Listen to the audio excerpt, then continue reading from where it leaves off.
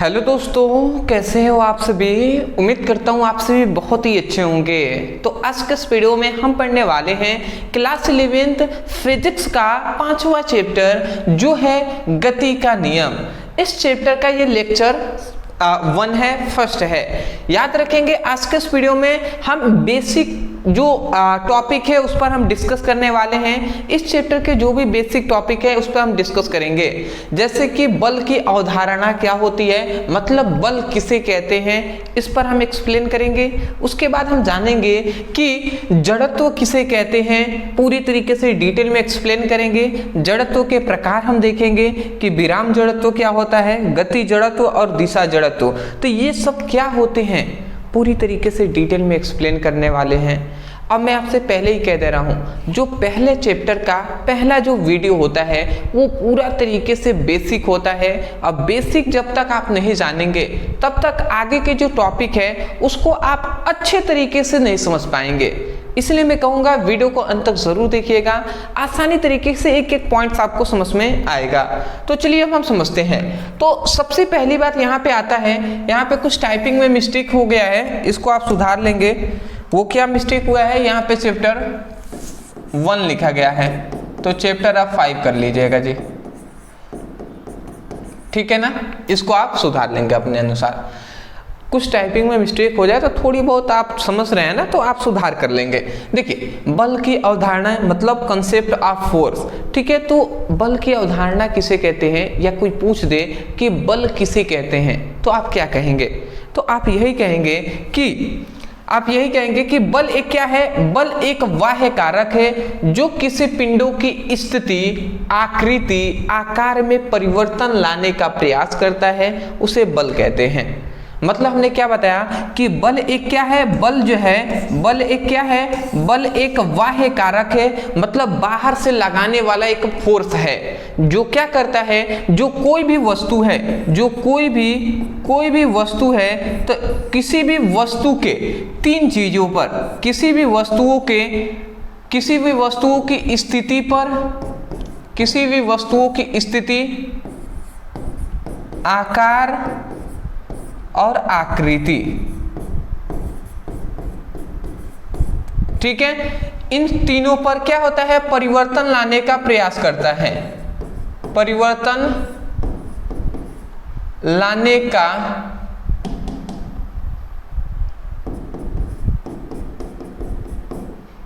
प्रयास करता है, उसे ही हम क्या कहते हैं, उसे ही हम बल कहते हैं या बल का अवधारणा कहते हैं। मतलब हमने क्या बताया कि बल क्या है, बल एक बाहर से लगने वाला फोर्स है। तो बल एक क्या है, बाह्य कारक है जो किसी भी वस्तु के स्थिति, आकार, आकृति में परिवर्तन लाने का प्रयास करता है, उसे हम बल कहते हैं। जैसे कि मान लेते हैं, सपोज डेट ये एक पेन है, तो इस पेन को अगर हम दाबते हैं, इसको बहुत ज्यादा फोर्स लगाते हैं, तो दाबने से क्या होगा, दाबेंगे तो ये अभी मुड़ नहीं रहा है, क्यों, क्योंकि ये तो ज्यादा मजबूत है। ऐसे ही मान लेते हैं सपोज डेट कि ये जो यहाँ पे है, तो इस पर अगर हम मान लेते हैं, हम इस तरीके से इस पर फोर्स हम लगा रहे हैं, तो ये जहां पर है वहीं पर है, तो इसका मतलब हम क्या कह सकते हैं, फोर्स तो हमने लगाया, सॉरी, फोर्स तो हमने इस पर लगा रहे हैं, बट इसकी स्थिति में बताइए, यहाँ पे कह रहा है ना कि वस्तुओं की स्थिति, आकार, आकृति में परिवर्तन लाने का प्रयास करता है।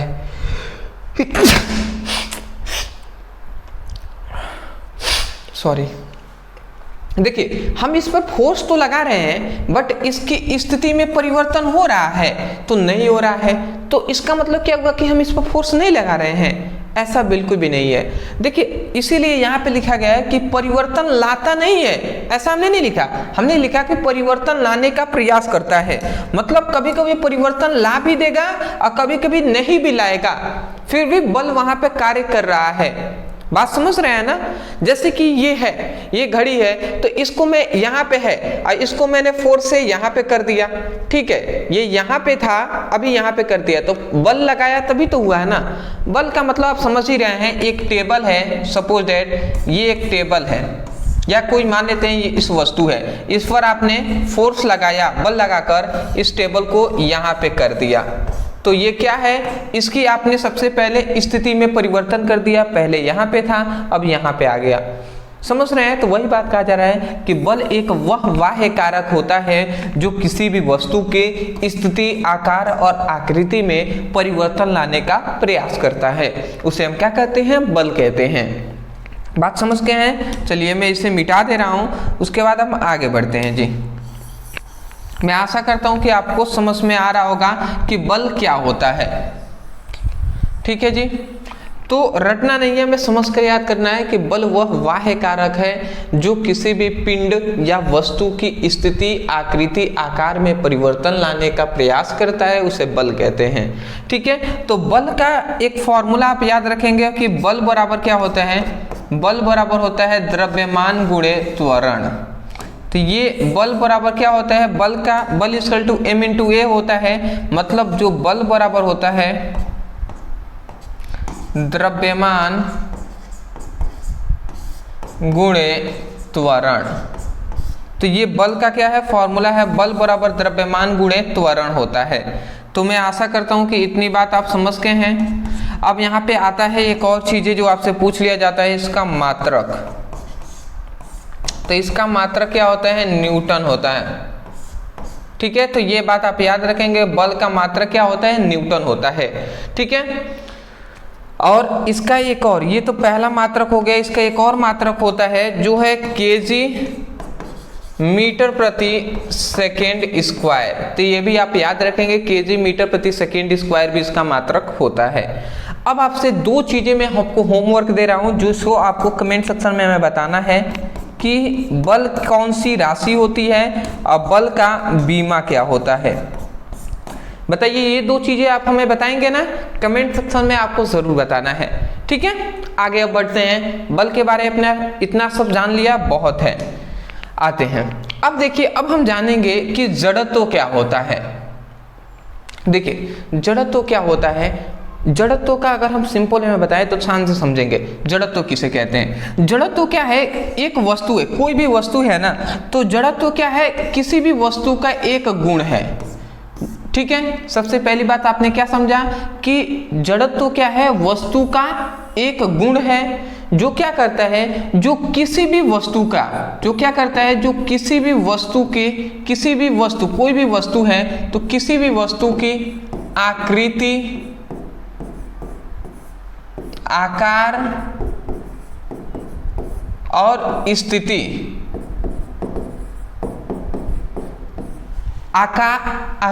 हमने क्या बताया कि बल क्या है, मतलब जड़त्व क्या है, जड़त्व किसी वस्तु का, मतलब किसी वस्तु का वह गुण जो किसी भी वस्तु की आकृति, आकार, स्थिति में परिवर्तन लाने का विरोध करता है। ठीक है, विरोध करता है, वही क्या कहलाता है, वही कहलाता है जड़त्व। वही क्या कहलाता है भैया, जड़त्व कहलाता है। आपने क्या समझा, बल हम जानते हैं, बल क्या करता है कि बल किसी भी वस्तु की आकृति, आकार, स्थिति में परिवर्तन लाने का प्रयास करेगा, परंतु ये जड़त्व क्या है, इसका ठीक विपरीत है। जड़त्व क्या है, वस्तुओं का एक गुण है जो उस वस्तु की आकृति, आकार और स्थिति में परिवर्तन लाने का विरोध करेगा।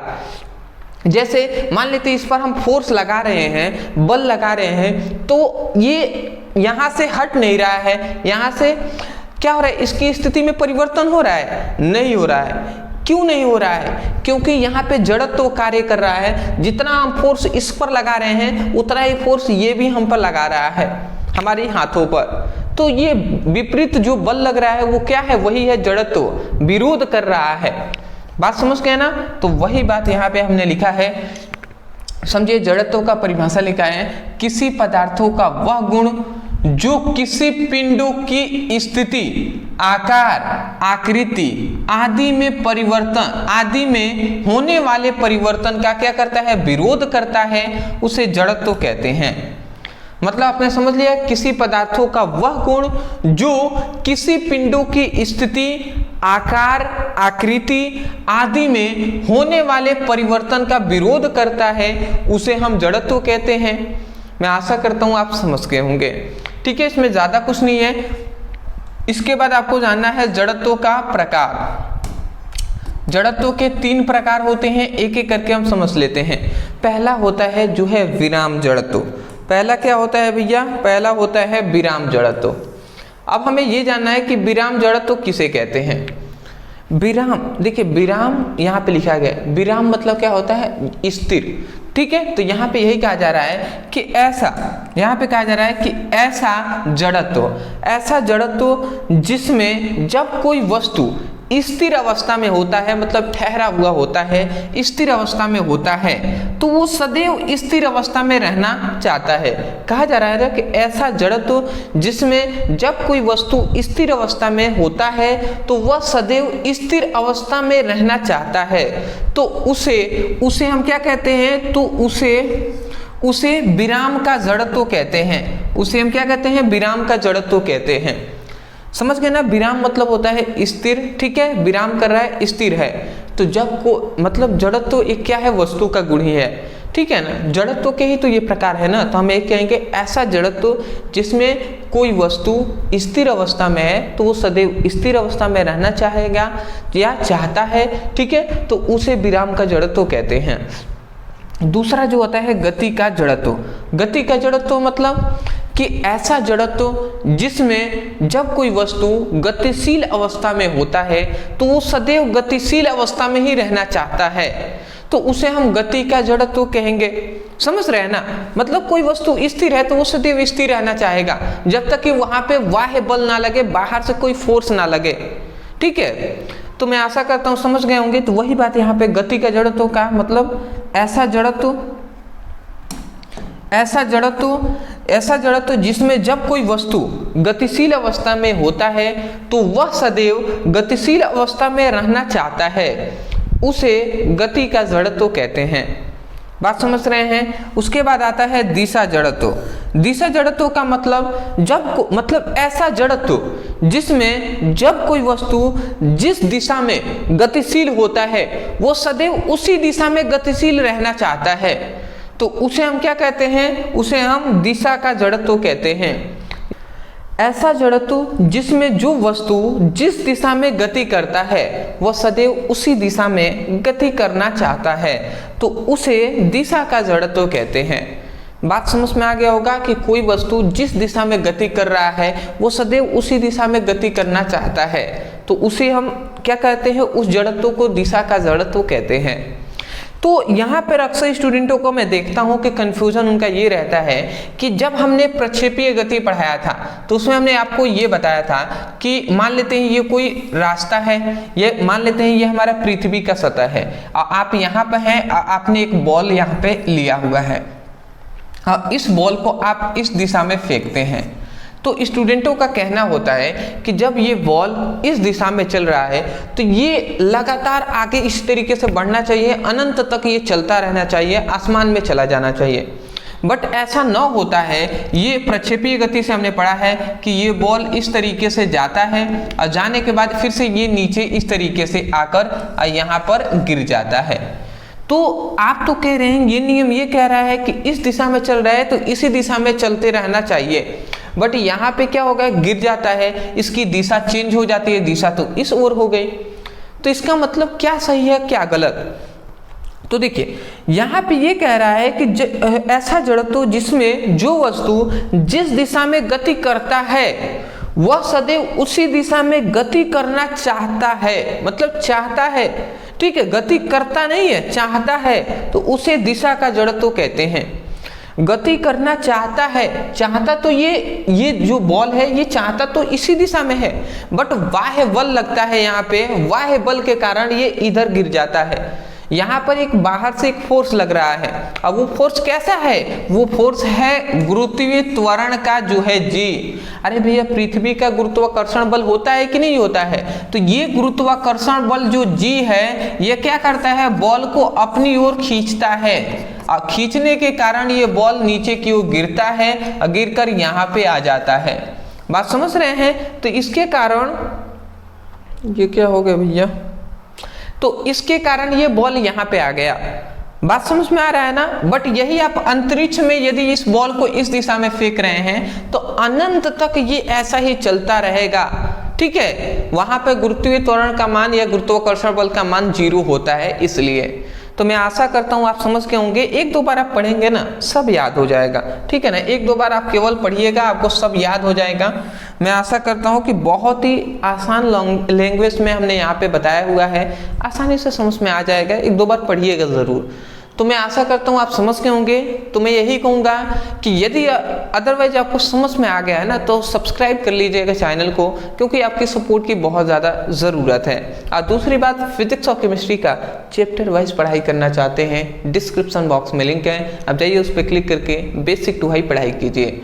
तो चलिए दोस्तों, आज के लिए इतना ही, मिलते एक नए टॉपिक के साथ, तब तक के लिए धन्यवाद।